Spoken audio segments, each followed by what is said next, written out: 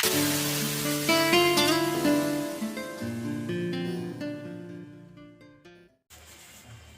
साथियों, नमस्कार।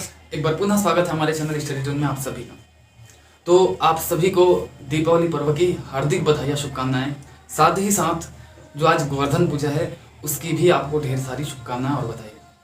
तो आज के वीडियो में साथियों हम चर्चा करेंगे अंतिम बार स्थानीय भर्ती को लेकर। ठीक है, ढेरों क्वेश्चन आते हैं कि भैया स्थानीय भर्ती का क्या होगा, यदि स्थानीय भर्ती हो तो कितने रैंक तक का सिलेक्शन होगा, जो स्थानीय भर्ती का केस है वो कब तक समाप्त होगा। कई सारे क्वेश्चन आते हैं और जायज है। क्यों? क्योंकि हजारों अभ्यर्थियों का जो भविष्य है इस भर्ती केस पर, स्थानीय भर्ती केस पर टिका हुआ है और परेशान है कि भाई कब इस केस का निपटारा हो और कब जो है हमारी भर्ती हो। ठीक है, तो इसी पर अंतिम बार फाइनल डिस्कस करेंगे। सभी से प्रार्थना, जो भी मैं एक एक बातें रखूंगा कृपया उसे जरूर सुनिएगा और यदि आपको इस वीडियो की आवश्यकता है तभी देखिएगा। सादर प्रार्थना आपसे, यदि आपको आवश्यकता है इस वीडियो को तभी देखिएगा, क्योंकि आपका समय अमूल्य है। यदि आपको आवश्यकता नहीं है इस वीडियो को देखने की तो बिल्कुल सादर अनुरोध है, प्रार्थना है कि आप नहीं देखिएगा। तो चलिए साथियों आराम से डिस्कस करते हैं, कोई जल्दबाजी नहीं है। ठीक है, हमारे पास समय होता है ना, ऐसा तो नहीं है अभी समय बिल्कुल भी नहीं है। तो आराम से चर्चा करेंगे, देखिएगा पॉइंट पॉइंट। सबसे पहली बात तो मैं करूंगा कि एक तरफ है हमारे अनुसूचित जिले के अभ्यर्थी, है ना, जो स्थानीय भर्ती की मांग कर रहे हैं, इस मांग को करते हुए वो हाई कोर्ट तक गए हैं। और एक तरफ है हमारे गैर अनुसूचित जिले के अभ्यर्थी, अर्थात कह देते हैं मैदानी क्षेत्र के अभ्यर्थी, है ना, जिनका भी भविष्य दांव पर लगा है। अब देखिए, पहले तो सरकार की नीति ही विवाद पैदा कर देती है। अभी तक जो अनुसूचित जिले हैं वहां पर तृतीय और चतुर्थ श्रेणी में जो जिले संवर्ग के पद है उसमें स्थानीय भर्ती होता था, लेकिन अचानक से कह दिया गया कि इस शिक्षक भर्ती में स्थानीय भर्ती नहीं होगी। तो भाई सच बात है ना कि इनके साथ अन्याय तो हुआ। जो हमारे स्थानीय अभ्यर्थी है, जो अनुसूचित जिले के अभ्यर्थी है, उनके साथ अन्याय हुआ। एकाएक जो स्थानीय भर्ती जो हो रही थी, जो परंपरा आ रही थी 2012 से, उसे बंद कर दिया गया इस भर्ती में। तो भाई निश्चित ही अन्याय होता है और अपने अन्याय के खिलाफ आवाज उठाने के लिए हाई कोर्ट गए। तो भाई इन्होंने कोई गलत काम नहीं किया, है ना। इनके साथ अन्याय हुआ स्थानीय अभ्यर्थियों के साथ, वो भाई गए हाई कोर्ट अपनी बात को लेकर के। ठीक है, तो मैं उनको गलत नहीं मानूंगा, वो सब हमारे भाई बंधु है ना। अक्सर देखता हूं जो दो हमारे अभ्यर्थी है ना, दो गुट में बढ़ चुके हैं। स्थानीय भर्ती एक गुट और मैदानी अभ्यर्थी एक गुट। तो ऐसा बिल्कुल भी नहीं होना चाहिए। हम सब भाई बंधु है, शिक्षक बनने वाले हैं, है ना। ठीक है, तो मित्रता है और मित्रता ही हमेशा होनी चाहिए। कोर्ट में केस चढ़ा है कोई बात नहीं, ठीक है, जो वैधानिक होगा वही फैसला आएगा। और हमारे एक तरफ है गैर अनुसूचित जिले के अभ्यर्थी। तो भाई यदि स्थानीय भर्ती होता है तो इनके साथ तो अन्याय हो जाएगा। क्यों? क्योंकि इन्होंने सभी पदों के लिए फॉर्म अप्लाई किया हुआ है। ठीक है, तो जो सरकार की नीति है वही जो है इस भर्ती को, जो सहायक शिक्षक के पद है उसमें जो भर्ती की बात है उसको थोड़ा सा विवादास्पद बना दिया। तो खैर उसको मारते हैं गोली। अब बात करते हैं, आज के वीडियो में हम बात करेंगे कि मान लो यदि स्थानीय भर्ती होती है, मान लो वाली बात है, ठीक है, तो कितने रैंक तक के अभ्यर्थियों का सिलेक्शन जो है मैदानी अभ्यर्थियों का होगा। ठीक है, अगर स्थानीय भर्ती होती है तो जो अनुसूचित जिले के हमारे स्थानीय अभ्यर्थी है उनका तो बहुत कम से कम रैंक का सिलेक्शन होगा, ये तो है। लेकिन यदि स्थानीय भर्ती होता है तो जो मैदानी अभ्यर्थी है उनके कितने रैंक तक सिलेक्शन होगा, इस वीडियो में हम बात करने वाले हैं, डिस्कस करने वाले हैं। ठीक है, तो चलिए सबसे पहले बात तो मैंने कहा मान लो स्थानीय भर्ती होता है, मान लो वाली बात। अब देखिए मैं यहाँ पर स्थानीय भर्ती पर चर्चा करूंगा। ठीक है, स्थानीय जो भर्ती की मांग है ना, उस पर चर्चा करूंगा। पहला पॉइंट नियम पर आधारित मैं करूंगा। ठीक है, मैंने इसके लिए पर्टिकुलर वीडियो भी बना दिया, आप नहीं देखे हैं तो डिस्क्रिप्शन बॉक्स में मैं लिंक दे दूंगा, देख सकते हैं। और आज पुनः मैं शॉर्ट में डिस्कस कर दूंगा। नियम की मैं बात करूंगा, संविधान की मैं बात करूंगा। ठीक है,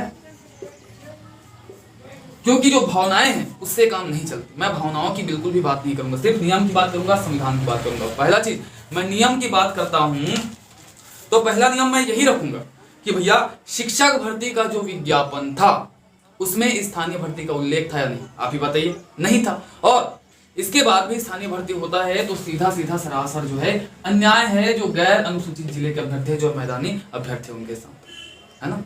देखिए मैं जो है किसी के पक्ष में नहीं हूं। एक बात मैं बता दूं कि मैं भी सहायक शिक्षक के पद का अभ्यर्थी हूँ, है ना, लड़ रहा हूँ, ठीक है, मैं भी बेरोजगार हूँ, ठीक है, और मेरा रैंक इतना है कि भाई स्थानीय भर्ती भी हो जाए ना, मैं सुरक्षित हूँ, 100% गारंटी है, स्थानीय भर्ती होगी तब भी मेरा चयन होगा। इसलिए आप ये मत सोचिए कि मुझे स्थानीय भर्ती से कोई फर्क पड़ रहा है और मैं स्थानीय भर्ती का विरोध कर रहा हूँ। मैं बिल्कुल भी विरोध नहीं करता स्थानीय भर्ती का। भाई इनका अभी तक हो रहा था स्थानीय भर्ती और इस भर्ती में नहीं होता है तो सही में अन्याय है इनके साथ। मैं अनुसूचित जिले के जो स्थानीय अभ्यर्थी हैं उनके पक्ष में भी हूं और जो गैर अनुसूचित जिले के अभ्यर्थी हैं, जो मैदानी क्षेत्र के अभ्यर्थी हैं, मैं उनके पक्ष में भी हूं, ठीक है। तो मैं कहूं तो मैं निष्पक्ष हूं, मुझे कोई प्रभाव नहीं पड़ता स्थानीय भर्ती हो या ना हो, इसलिए मैं निष्पक्ष तरीके से नियम और संविधान की ही बात करूंगा। इंसान को हमेशा नियम और संविधान की बात करनी चाहिए, तो मैं सिर्फ उसी पर बात करूंगा। तो पहला नियम मैंने कहा स्थानीय भर्ती में जो छत्तीसगढ़ भर्ती के राजपत्र में स्थानीय भर्ती का उल्लेख नहीं है, ठीक है। दूसरी बात मैं रखूंगा कि जो एप्लीकेशन फॉर्म भरे थे तो छत्तीसगढ़ के जितने भी अभ्यर्थी है वो स्वतंत्र थे सभी जिलों में फॉर्म भरने के लिए और सभी जिलों में लगभग भरे भी है, ठीक है। अब फिर भी स्थानीय भर्ती होता है तो किसके साथ अन्याय होगा? इनके साथ अन्याय होगा, ठीक है। नेक्स्ट चीज मैं बताना चाहूंगा कि जो रिजल्ट है आपके जो परीक्षा परिणाम है वो भी सभी जिलों के लिए आया है ना, और फिर भी स्थानीय भर्ती होता है तो इनके साथ अन्याय है जो मैदानी अभ्यर्थी है, ठीक है। अगर मैं बात करूं जो स्थानीय भर्ती की पूर्व की अधिसूचना थी 2012 से चलती चलती आ रही थी, 2018 दिसंबर में समाप्त हो गया था, आपको पता है, ठीक है, और उसे पुनः बढ़ाया गया मेरे ख्याल से 28 मई 2019 को, ठीक है। देखिए 31 दिसंबर 2018 को खत्म हो गया था जो स्थानीय भर्ती की अधिसूचना थी, उसे बढ़ाया कब गया? 28 मई 2019 को बढ़ाया गया, ठीक है, और कहा गया कि जो अधिसूचना है उसे 31 दिसंबर 2021 तक बढ़ाया जाता है ना। लेकिन भैया आपके जो 31 दिसंबर 2018 है और 28 मई 2019, तो इस टाइम डिफरेंस में आपका जो छत्तीसगढ़ शिक्षक भर्ती है उसके फॉर्म फिल किए जा चुके थे, पोस्ट भी आया और फॉर्म फिल भी किया जा चुका था। तो इस आधार पर भी अगर स्थानीय भर्ती होता है तो निश्चित ही किसको घाटा होगा, किसको नुकसान होगा, किसके साथ अन्याय होगा? मैदानी अभ्यर्थियों के साथ, ठीक है। देखिए ये मत समझिए कि मैं इनका पक्ष में हूं, मैं सिर्फ नियम की बात करते जा रहा हूं पॉइंट टू पॉइंट, ठीक है, उस आधार पे मैं कर रहा हूं। चलिए नेक्स्ट चीज, राज्यपाल महोदया ने जो स्थानीय भर्ती की अधिसूचना है उसमें भी संशोधन करा दिया कि भैया आपके इस शिक्षक भर्ती में स्थानीय भर्ती नहीं होगी, ठीक है।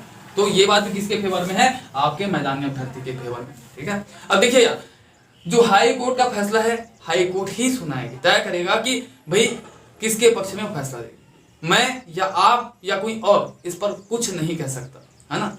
जो भी हाई कोर्ट के आपका फैसला आता है उसे मानना पड़ेगा, स्वीकार करना पड़ेगा, ठीक है। इस बात पर भी हम बात करेंगे। पहले तो चलिए चलते हैं आगे कि जो हमारे स्थानीय क्षेत्र के अभ्यर्थी इनके विकास के लिए, इनके भविष्य को संभालने के लिए शासन जो है कनिष्ठ चयन बोर्ड की स्थापना करेगी और उसके थ्रू बहुत सारी भर्ती होंगे जिसमें सिर्फ और सिर्फ स्थानीय अभ्यर्थियों को मौका दिया जाएगा, अवसर दिया जाएगा। तो भाई जब कनिष्ठ चयन बोर्ड की स्थापना की जा रही है तो इस भर्ती में तो सबको साथ में लेना चाहिए और शासन जो है सबको साथ ले भी रही है ना। तो इस आधार पर भी देखा जाए तो भाई इनको इस भर्ती में जो है मौका मिलना चाहिए सभी जिलों में जो मैदानी अभ्यर्थी, ठीक है। चलिए शिक्षक भर्ती के जो राजपत्र है उसमें उल्लेख है कि जो शासन प्रशासन विभाग द्वारा समय समय पर जारी निर्देश भी लागू होंगे। तो भाई जो अधिसूचना है आपके स्थानीय भर्ती का उसमें संशोधन किया गया तो निश्चित ही वो लागू होता है राजपत्र के हिसाब, ठीक है। तो अगला मैं बात करूं संविधान की। ये तो बात मैंने कर दिया नियम की, अब मैं बात करता हूं संविधान की, ठीक है, क्योंकि संविधान सबसे ऊंचा है ना, मुझसे भी ऊंचा है, आपसे भी ऊंचा है, हाई कोर्ट से भी ऊंचा है, सुप्रीम कोर्ट से भी ऊंचा है, सबसे ऊंचा जो है हमारा संविधान है ना। तो मैं संविधान की बात करता हूं। तो देखिए भारत के संविधान के अनुसार आप 100% आरक्षण कहीं भी नहीं दे सकते, ठीक है। आप 100% आरक्षण कहीं भी नहीं दे सकते और सुप्रीम कोर्ट ने कई ऐसे फैसले हैं जहां पर 100% आरक्षण को असंवैधानिक करार दिया है ना। और यदि स्थानीय भर्ती होता है हमारे छत्तीसगढ़ में भी तो निश्चित ही वहां पर क्या होगा, 100% जो सीट है रिजर्व होंगी और ये असंवैधानिक होगी, ठीक है। तो मैंने कहा ना, मान लो यदि स्थानीय भर्ती होती है तो भैया देखिए कोर्ट, हाई कोर्ट जो है क्या फैसला लेगी, वो माननीय हाई कोर्ट के ऊपर है। ठीक है, आप और मैं कुछ नहीं बोल सकते, लेकिन इतना जरूर बोल सकते हैं कि हाई कोर्ट में चाहे कुछ भी फैसला है, हो सकता है हाई कोर्ट में अनुसूचित जिले के जो हमारे स्थानीय अभ्यर्थी हैं उनके पक्ष में फैसला आ जाए, हो सकता है कि जो फैसला हाई कोर्ट का वो गैर अनुसूचित जिले के अर्थात हमारे मैदानी अभ्यर्थी के पक्ष में आ जाए फैसला जो है ना। लेकिन सुप्रीम कोर्ट का आप बोल सकते हो कि यदि स्थानीय भर्ती केस सुप्रीम कोर्ट तक जाता है तो निश्चित ही जो फैसला है वो मैदानी क्षेत्र के अभ्यर्थियों के पक्ष में ही आएगा। एकदम 100% गारंटी है कि आप सुप्रीम कोर्ट में स्थानीय भर्ती केस को ले जाकर नहीं जीत सकते, है ना।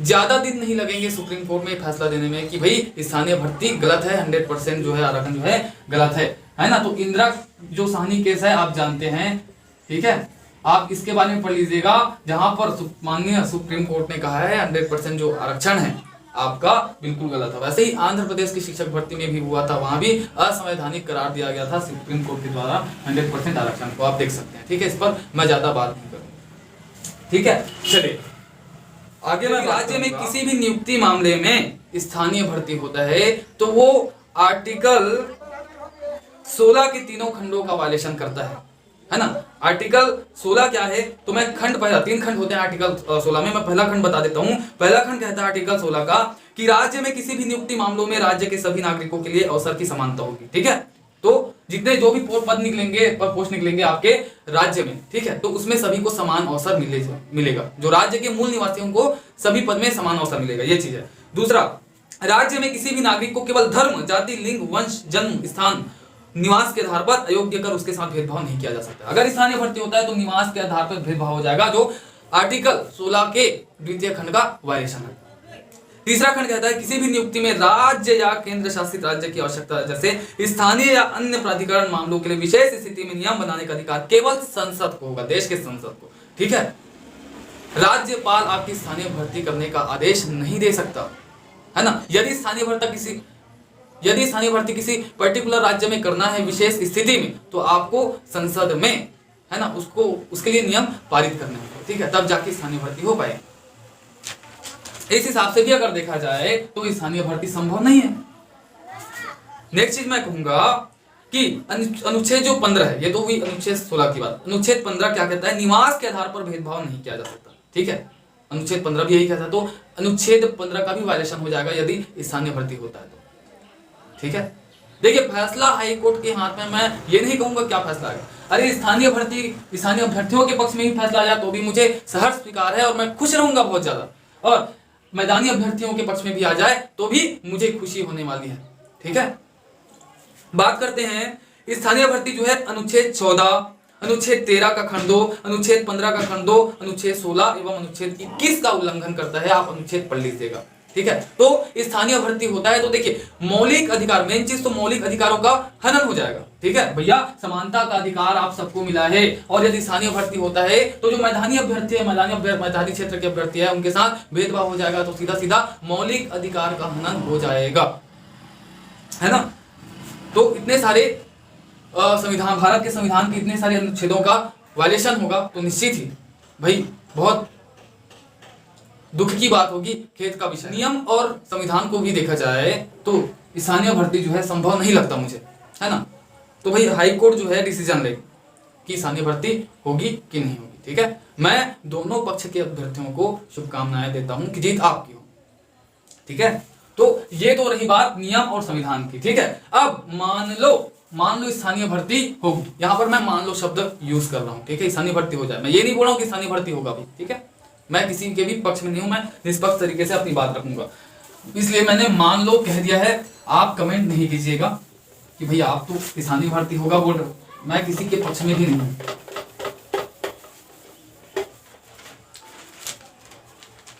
तो चलिए साथियों, तो चलिए मैंने कहा मान लो स्थानीय भर्ती होता है। देखिए हाई कोर्ट में दोनों पक्ष में से किसी के पक्ष में भी फैसला आ सकता है। ठीक है, मान के चलिए, लेकिन एक बात यह भी सत्य है कि स्थानीय भर्ती को लेकर यदि कोई सुप्रीम कोर्ट जाता है तो निश्चित ही मैदानी अभ्यर्थियों की वहां गारंटी के साथ जीत होगी सुप्रीम कोर्ट में। क्यों? क्योंकि सुप्रीम कोर्ट ने कई सारे ऐसे केसेस है जहां पर 100% रिजर्वेशन को असंवैधानिक करार किया है। इसलिए इस स्थानीय मुद्दे को लेकर अगर कोई जाता है सुप्रीम कोर्ट, ठीक है, तो निश्चित ही वहां पर मैदानी अभ्यर्थियों की जीत होगी। ये बात कोई भी उठला नहीं सकता, कोई भी ये नहीं कह सकता कि स्थानीय भर्ती का केस जीत जाएंगे सुप्रीम कोर्ट में, है ना, एकदम गारंटी के साथ बोल रहा हूं। अब देखते हैं कि मान लो यदि स्थानीय भर्ती होती है तो कितने रैंक तक के अभ्यर्थियों का सिलेक्शन मैदानी अभ्यर्थियों का होगा। चूंकि मैं ओबीसी कैंडिडेट हूं, ठीक है, ओबीसी अभ्यर्थी हूं, पुरुष हूं, है ना, ठीक है, तो मैं सिर्फ इस पर बात करूंगा। कल मैंने दिन भर बैठ करके डाटा कलेक्ट किया है, तो सबसे पहले बात मैं करूंगा, देखिए टॉप 1700 रैंक में, टॉप 1700 रैंक में स्थानीय अभ्यर्थी कितने हैं। देखिए स्थानीय भर्ती होता है तो जायज सी बात है जो स्थानीय कैंडिडेट है, जो अनुसूचित जिले के हमारे स्थानीय कैंडिडेट है, वो अपने जिले में ही लेंगे। तो मैदानी जो मैदानी क्षेत्र के जो पद है ना, तो वो सीधा सीधा बच जाएगा किसके लिए, मैदानी अभ्यर्थियों के लिए, है ना। तो जो टॉप 1700 रैंक में मैंने गणना किया 194 कितने जो ऐसे अभ्यर्थी हैं जो स्थानीय क्षेत्र, जो आपका अनुसूचित क्षेत्र है ना, अनुसूचित क्षेत्र या फिर जिले बोल सकते हैं, अनुसूचित जिले, ठीक है। तो अनुसूचित जिलों से 194 अभ्यर्थी हमारे टॉप 1700 रैंक में हैं, ठीक है। और 4 ऐसे कैंडिडेट हैं जो अदर स्टेट वाले हैं, ठीक है ना। टॉप 1700 रैंक की गणना मैंने किया, क्योंकि जब स्थानीय भर्ती हो रही है, मान रहे हैं, तो भैया ज्यादा गणना करने की आवश्यकता नहीं है। टॉप 1700 रैंक तक आप गणना कीजिए, क्योंकि लगभग उतना ही जाने वाला है ओबीसी के लिए मैं बता रहा हूं। बाकी एसटी एससी की आप गणना कर लीजिएगा, आंकड़े मैं रख देता हूं। तो भैया मैंने क्या कहा कि टॉप 1700 रैंक में 194 अभ्यर्थी ऐसे हैं जो स्थानीय क्षेत्र से, अनुसूचित जो जिले हैं हमारे, वहां से ताल्लुकात रखते हैं। तो सीधे सीधे अपने जिले में भाई उनका सिलेक्शन होगा, ठीक है। तो उनका जो सीट हमारे लिए बच जाएगा, इधर की जो मैदानी जो क्षेत्र के पद है ना, उसमें उन लोग क्वालिफाई नहीं कर रहे। एज अ ओबीसी कैंडिडेट, मैं ओबीसी हूं तो मैं अपनी बात करूंगा। आप यदि एसटी एससी जनरल जो भी है, आप अपने हिसाब से आप लोगों का जो विश्लेषण है कर सकते हैं, ठीक है। तो चलिए, अगर स्थानीय भर्ती होता है तो जो 4000 पद है ना, 4000 पद है, ठीक है। टोटल पोस्ट हमारे कितने हैं सहायक शिक्षक के लिए, 4000 पद है। तो 4000 पदों में से जो ओबीसी जो पुरुष है उसको मिलेंगे 955 पद। कितना पद, 955 पद मिलेंगे फाइट करने के लिए, अनारक्षित और उसके जो रिजर्व सीट है ओबीसी के, उसको मिला करके, ठीक है। कितने पद मिलेंगे, 955 पद, ठीक है। तो इसको मैं राउंड फिगर में 5 कम करके 950 ही लूंगा, ठीक है। चलिए, तो ओबीसी कैंडिडेट के लिए जो पद है वो है कुल 955 दावेदारी पेश करने के लिए, ठीक है। इस पर वो फाइट करेगा, ठीक है, स्थानीय भर्ती होगा तब की स्थिति में। अब बात करते हैं कि भैया आपके जो स्थानीय अभ्यर्थी है वो कितने हैं, 194 और 4000 स्टेट से है। तो ले लीजिए राउंड फिगर में आप जो है इसको 200, तो 200 आप बढ़ा लीजिएगा रैंक, ठीक है, क्योंकि तो अपने जिले में ज्वाइनिंग करेंगे तो जो उतने सीट का फायदा हमें होगा मैदानी अभ्यर्थियों को, ठीक है। तो स्थानीय जो अभ्यर्थी है ना, वो राउंड फिगर में कितने हैं, 200 हमारा जो है माइनस हो जाएगा, है ना। अब मान लो पात्र अपात्र की संख्या, ठीक है, आती है जो अपात्रों की संख्या, मान लो अपात्रों की संख्या आपका 150 है, ठीक है। देखिए, अपात्रों की संख्या मैंने 150 मात्र रखा है, लेकिन आप जानते हैं कि टॉप 2000 रैंक में लगभग 400 से 450 पात्र निकल जाएंगे। लेकिन मैं चूंकि यहां पर गणना कर रहा हूं और आकलन और केवल संभावना प्रकट कर रहा हूं, इस कारण से मैं सिर्फ न्यूनतम जो आपका आंकड़ा है मैं उसको लूंगा, ठीक है, ताकि मेरा जो बात है वो झूठ ना हो, ठीक है। तो चलिए, ये हो गया पात्रों की संख्या, मान लो मैंने रख लिया 150 भाई, और इससे ज्यादा होंगे, कम नहीं हो सकते ना, इससे कहीं ज्यादा पात्र होंगे, इसलिए मैंने न्यूनतम रखा है। और ये फिक्स डाटा है आपका स्थानीय भर्ती, मैंने खुद गणना किया है, एक जो है अभ्यर्थियों का जो लिस्ट है ना, एक अभ्यर्थियों की गणना की है। तो 194 आपके स्थानीय क्षेत्र के अभ्यर्थी है टॉप 1700 रैंक, 1700 रैंक तक मैंने गणना किया, ठीक है। तो ये एकदम एग्जैक्ट आंकड़ा है, ये जो है आपका एग्जैक्ट आंकड़ा है, ये भी एग्जैक्ट आंकड़ा है, ठीक है। अपात्रों की संख्या ये संभावना है, और मैंने अपात्रों की संख्या केवल 150 रखी है, जो कि इससे भी कहीं ज्यादा निकले, ठीक है। अब नेक्स्ट चीज मैंने रखा है कि ऐसे कैंडिडेट जिनका वर्ग 1 या वर्ग 2 में सिलेक्शन होगा जिनका वर्ग 3 में भी नाम है ना। तो ऐसे कैंडिडेट मैं आपको बताता हूं, मेरे पास सूची है, तो उसमें लगभग 900 कैंडिडेट ऐसे सिर्फ टॉप 2000 रैंक में, टॉप 2000 रैंक में, एकदम एग्जैक्ट बता रहा हूं, एकदम एग्जैक्ट है, 900 अभ्यर्थी ऐसे हैं जिनका वर्ग 1 में भी नाम है और वर्ग 2 में भी नाम है। ठीक है, वर्ग 1 में भी नाम है और वर्ग 2 में भी आपका नाम है। कितने अभ्यर्थी? 900। लेकिन मैं चूंकि यहां पर आकलन, चूंकि मैं संभावना प्रकट कर रहा हूं, इस कारण से मैं 900 ना लेकर के उसके आधे को लूंगा 450। चलिए 450 मान लेते हैं कैंडिडेट आपके वर्ग 1 या फिर वर्ग 2 में चले जाएंगे, वर्ग 3 के। ठीक है, जिनका वर्ग 3 में भी नाम है। तो भाई ऊपर की पोस्ट, जैसे कि आपकी जो भर्ती है पैरेलल नहीं होने वाली है, एक के बाद एक पहले बैठा था, उसके बाद वर्ग 2, उसके बाद जाके वर्ग 3 का होगा, है ना। तो वर्ग 1 और वर्ग 2 में भाई जाने वाले जो है चले जाएंगे और वर्ग 3 के लिए खाली हो जाएगा। लगभग 900 पद ऐसे खाली होने वाले हैं, है ना। लेकिन मैं सिर्फ 450 450 लेता हूँ उसका, ठीक है, ताकि मेरा जो बात है वो झूठ ना हो जाए। चलिए नेक्स्ट, अब ऐसे भी कैंडिडेट है जो पहले से शिक्षा विभाग में हैं और फाइट किए हैं। ठीक है, तो उनकी संख्या मान लो लगभग आप 250 से 300 मान के चलिए, लेकिन मैं सिर्फ 50 लूंगा। ठीक है, तो शिक्षा विभाग में पहले से जो हमारे कर्मचारी हैं उनकी संख्या मान लो लेते हैं 50। ठीक है, वैसे तो लगभग 250 से 300 मिलेंगे आप, ठीक है, लेकिन मैं न्यूनतम आंकड़ा रख रहा हूं। अब इस प्रकार से और कुछ बचा है क्या जी? चलिए तो अब देखते हैं कि भाई न्यूनतम मान के चलते हैं कि कितना रैंक तक सुरक्षित है। इसको आप ऐड करिए, है ना, जो है सुरक्षा आपको मिल जाएगी। कैसे? 5, ये 5, 10, 15 और 20 का 0, ये गया हासिल आपका 2, 4, 2, 6, 7, 2, 9, 9, 9, 18, 1805। मतलब मैं कहूं कि आपका जो 1800 रैंक है ये न्यूनतम है, अति न्यूनतम से न्यूनतम, है ना। तो 1800 जो रैंक है ओवरऑल की बात मैं कर रहा हूं, ठीक है, कैटेगरी की बात नहीं करेंगे। यदि आप ओबीसी कैंडिडेट है, पुरुष की बात, महिला का तो और ज्यादा रैंक जाएगा। ठीक है, तो मैं न्यूनतम की बात कर रहा हूं, इसलिए देखिए मैं चूंकि ओबीसी अभ्यर्थी हूं इस कारण से मैं उसी की बात कर रहा हूं। आप लोग अपने हिसाब से यदि एसटी है, एससी है या जनरल है, अपने हिसाब से विश्लेषण कर लीजिएगा, है ना। मैं केवल ओबीसी की बात कर रहा हूं। तो 1800 रैंक जिनका ओवरऑल है, जो ओबीसी अभ्यर्थी है, जो पुरुष है ना, उनका जो ओवरऑल रैंक 1800 है, तो 100% गारंटी, यदि स्थानीय भर्ती भी हुआ तो आपको एक पद मिलेगा, आपकी चयन की फुल गारंटी है ना, 100% गारंटी है। इसका जो है एकदम गारंटी देता हूं मैं, है ना। यदि आप ओबीसी पुरुष अभ्यर्थी है, आपका रैंक ओवरऑल रैंक 1800 तक है, निश्चित ही 100% आपकी गारंटी है, जॉब लगेगी ही लगेगी। ठीक है, तो आप देखिए आंकड़ा मैंने रख दिया। अब देखिए मान लो ये तो देखो ये आंकड़ा आप बदल नहीं सकते, वो एग्जैक्ट आंकड़ा है। अपात्रों की संख्या मान लो 150 से हो गया, मान लो इसमें 300 और जोड़ दिए, 300 और जोड़ दिए, अपात्रों की संख्या 450 हो गया। 150 की मैंने रखा 150, लेकिन 450 हो गया, तो 300 इसमें और बढ़ा देना, तो 18 3 2100 रैंक हो गया। चलिए वर्ग 1 और वर्ग 2 में जाने वाले 450 मैंने रखा, आप रख दिए इसमें, चलिए 250 और बढ़ा दीजिए। ठीक है, चलिए 300 और बढ़ा दीजिए, तो ये 750 हो गया। ठीक है, 750।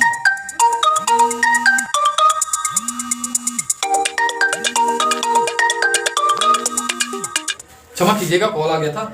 चलिए इसको आपने बढ़ा दिया, है ना, कितना बढ़ा दिया? 300 बढ़ा दिया। सॉरी मैं कहां था यार। चलिए तो इसको आपने बढ़ा दिया 300, तो इधर और 300 ऐड कर लीजिएगा। ठीक है, और शिक्षा विभाग में पहले से जो कार्य कर रहा था मैंने रखा था 50, अगर आपने चलिए 150 बढ़ा दिया। ठीक है, कितना बढ़ा दिया? 150 बढ़ा दिया, और ये हो जाएगा आपका 200। ठीक है, तो इधर 150 और बढ़ा दीजिएगा, तो ये कितना हो गया? 3, 6, 7, 750। तो 18 और 7 कितने हो गए आपके? 2550। तो अधिक मान के चलिए 2550 रैंक ओबीसी पुरुष जिनका ओवरऑल रैंक 2550 है, लगभग 2500 मान के चलिए, तो वो उनकी भी संभावना है। लेकिन गारंटी की बात करूं, फुल गारंटी की बात करूं, जिनका ओवरऑल रैंक आपका 1800 है, ओबीसी कैंडिडेट, है ना, तो निश्चित ही उनका सिलेक्शन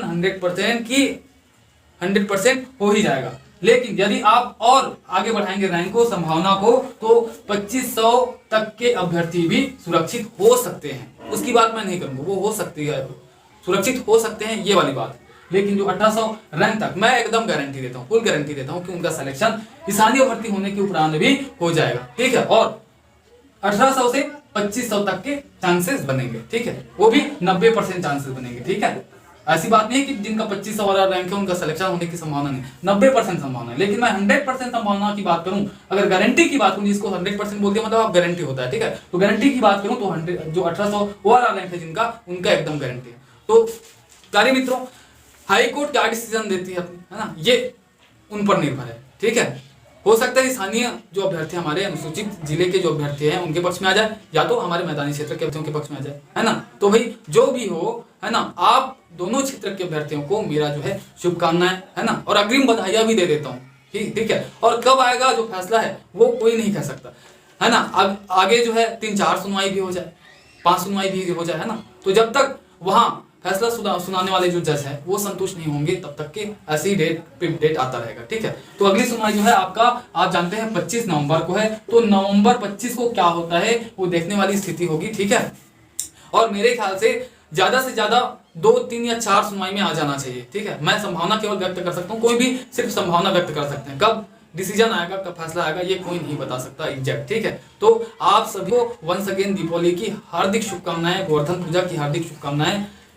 आज की वीडियो में बस इतना ही, मिलते हैं अगले वीडियो में, तब तक के लिए जय हिंद, जय जोहार, जय छत्तीसगढ़। बस इसी प्रकार हमारे चैनल के लिए प्यार बरसाते रहिए। यदि आपने सब्सक्राइब नहीं किया है तो सब्सक्राइब कर दीजिएगा, और वीडियो अच्छा लगा हो तो लाइक कर दीजिएगा और शेयर भी कीजिएगा। धन्यवाद।